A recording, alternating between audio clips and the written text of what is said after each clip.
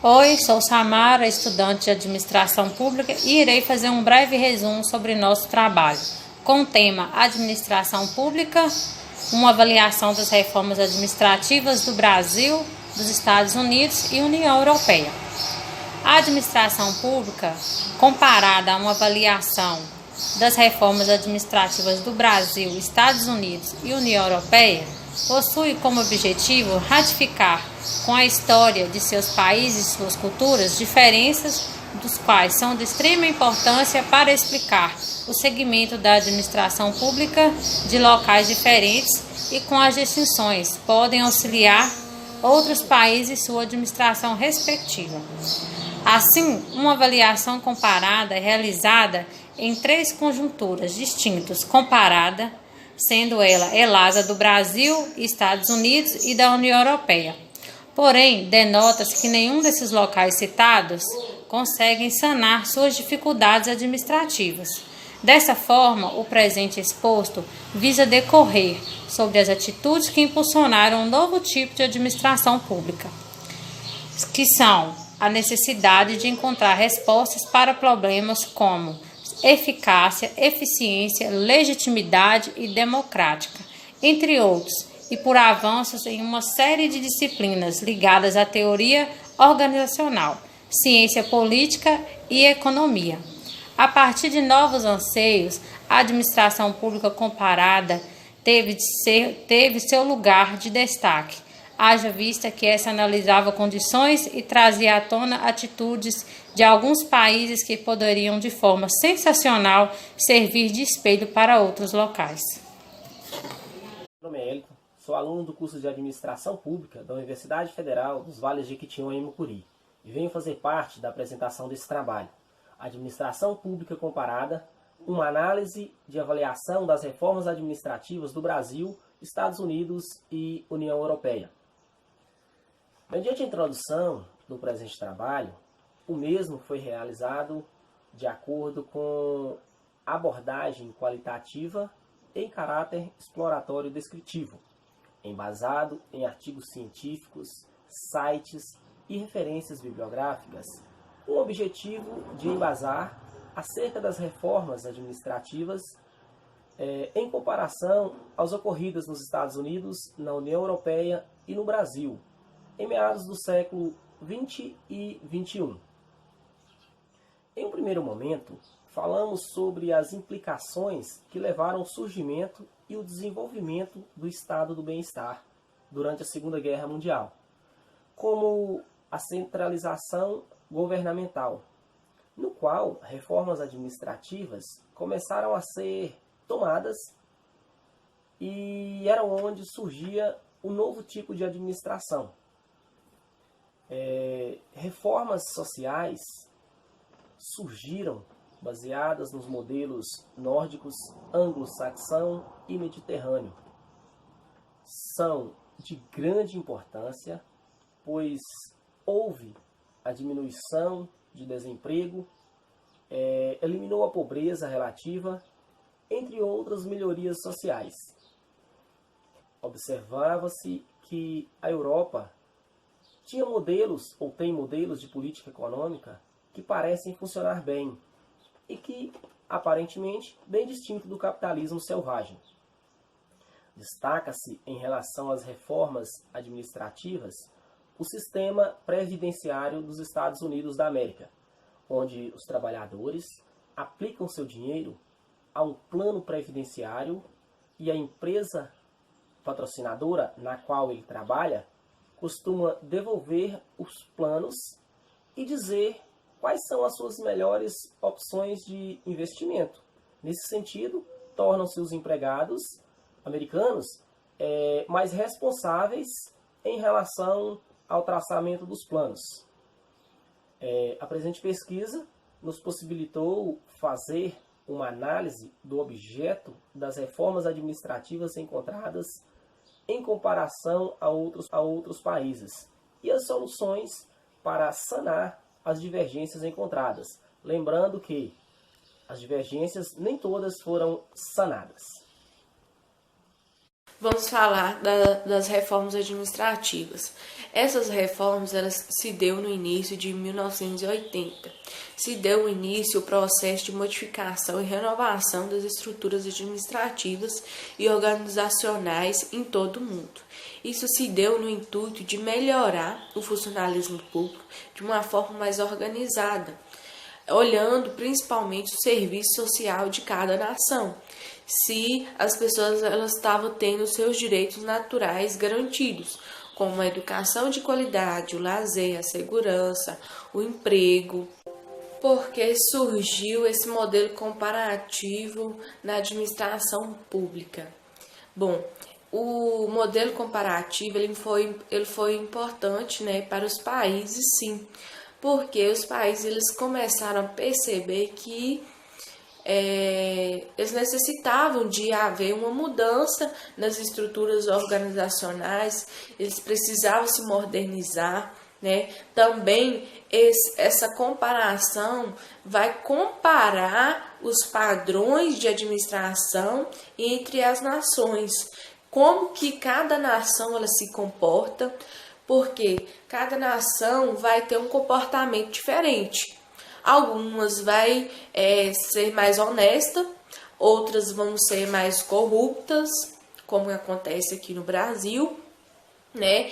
Essa comparação ela vai trazer debate, discussões de como que serão solucionados esses problemas que serão encontrados durante essas discussões. Esses problemas eles precisam ser resolvidos dentro da administração pública, de uma forma globalizada. Quais seriam as vantagens de se ter uma perspectiva comparativa e globalizada?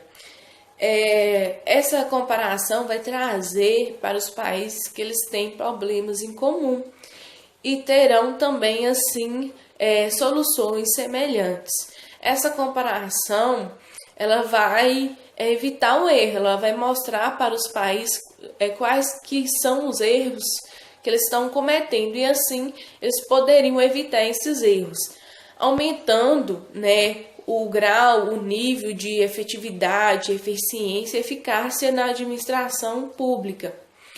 Porque a insatisfação dos cidadãos com a qualidade do serviço prestado pela administração pública são quase que todos os países, eles passam por esse problema hoje. Após a Segunda Guerra Mundial, vão surgir novos modelos que poderão ser adotados entre os países.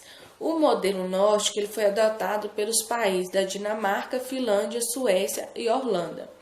E o segundo modelo é o anglo-saxão, que vai participar Irlanda e Reino Unido. O terceiro modelo vai ser o renano, que vai participar Austrália, Bélgica, França, Alemanha e Luxemburgo. E o quarto modelo vai ser o mediterrâneo, Grécia, Itália, Portugal e Espanha. Esses que eram os objetivos fundamentais dos europeus, né, com esses modelos. Era levar o índice, né, de emprego, eliminação da pobreza. Vamos fazer uma comparação entre esses modelos que surgiram. O modelo nórdico e o anglo-saxão saltam na frente. Eles têm alto índice de vários fatores elevados, que eu vou falar aqui: a educação de qualidade, a solidez da economia, a expectativa de vida, a liberdade de escolha, a igualdade no trabalho, percepção da corrupção do governo e proteção social. Então, esse modelo ele consegue um alto êxito na administração pública. Os países nórdicos combinam um sistema de mercado livre com vários programas sociais. Os cidadãos eles depositam uma enorme quantidade de confiança em seus governos e em seus legisladores. A economia, o trabalho, o bem-estar das pessoas funciona lado a lado com a administração e com esses países. Já os modelos renano e mediterrâneo possuem algumas falhas graves. O modelo anglo-saxão torna-se ineficiente ao seu objetivo na redução da pobreza, porém ineficiente à geração de emprego.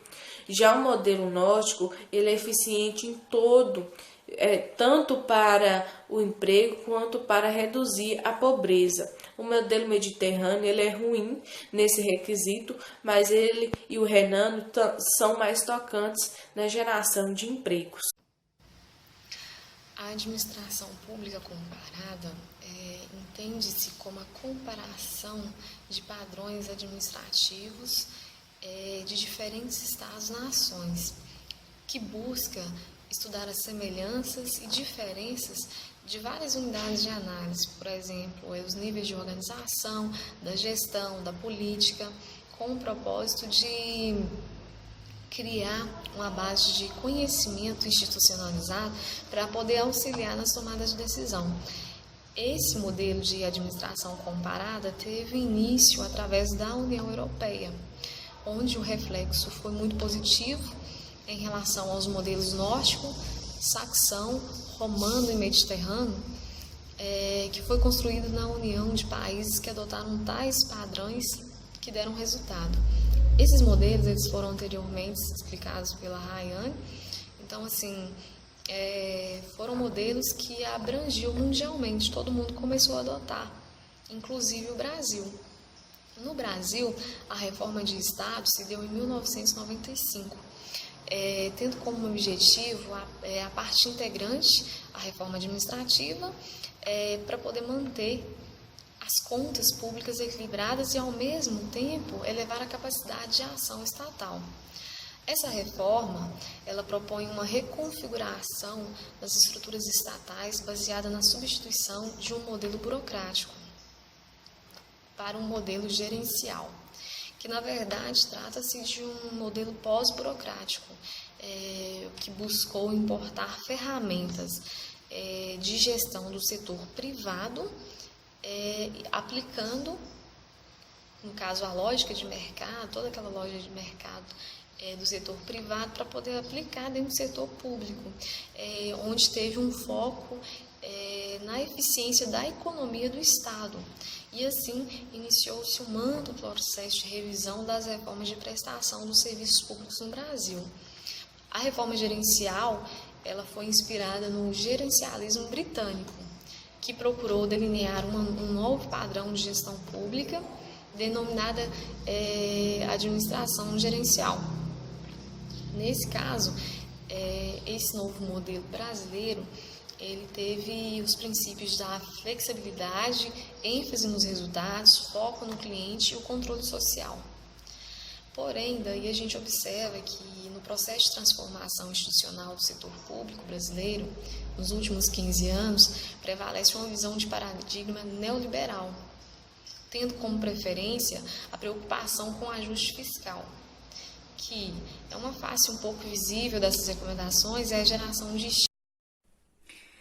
É possível concluir que os sistemas administrativos providos pelo neoliberalismo não foram capazes de gerar as mudanças esperadas. Os modelos aderidos por países como a Grã-Bretanha, a França, Noruega, Suécia, Finlândia e Alemanha tiveram mais sucesso do que países que aderiram ao sistema remanos e mediterrâneos. A geração de emprego nesses países ela é maior, a pobreza ela conseguiu ser diminuída. Nos Estados Unidos, as reformas elas geraram impulso na economia e elas geraram incentivo à equiparação do sistema público ao privado. Lá o sistema previdenciário dos Estados Unidos, ele funciona de forma privada. Ele incentiva o trabalhador a contribuir mensalmente em fundos que a própria empresa administra. Então, eles vão sugerir depois aplicações com rendimento melhor para esses fundos, incentiva o trabalhador desde cedo a ter o compromisso, né, e planejar o futuro. No Brasil, as reformas não causaram as modificações de fato. A má gestão, a corrupção contribuíram para a falta de sucesso. E as reformas elas continuam acontecendo, como a gente tem visto no governo novo. Várias reformas aconteceram durante esse ano de 2019. A reforma da Previdência, que já vinha sendo falada há mais tempo, mas agora ela está praticamente para ser finalizada. As reformas trabalhistas que aconteceram, houveram muitas mudanças no trabalhador, para o trabalhador, a diminuição dos ministérios, a unificação de alguns. É importante que essas reformas sejam praticadas para que ocorra melhoria, né, para a sociedade. Mas o que não pode ocorrer é a distorção, né, do teor das reformas. Porque algumas reformas vêm, a gente acha que elas vão, lógico que elas assustam, a gente acha que elas vão ser boas, mas no fundo elas não são tão boas. Alguns setores que precisam ser reformados não são. E é isso que a gente precisa ficar atento, porque a reforma administrativa ela vem acontecendo há muitos anos, mas ela não chegou assim a realmente, de fato, a ter um sucesso tão esperado. E a gente vê que isso não é só a nível Brasil. Essas reformas elas aconteceram no mundo inteiro, mais ou menos na mesma época, e alguns países tiveram uma melhora, outros não. E, infelizmente, o Brasil foi um desses países que não teve uma melhora tão significativa, mas essas reformas, elas estão aí, elas têm que acontecer, mas de forma que a sociedade seja beneficiada com isso, que não seja simplesmente uma reforma para que o governo continue mantendo a máquina pública enorme, a máquina pública gastando demais, enquanto a população está com déficit de várias necessidades, né? Então as reformas elas são importantes, mas elas precisam principalmente beneficiar a população.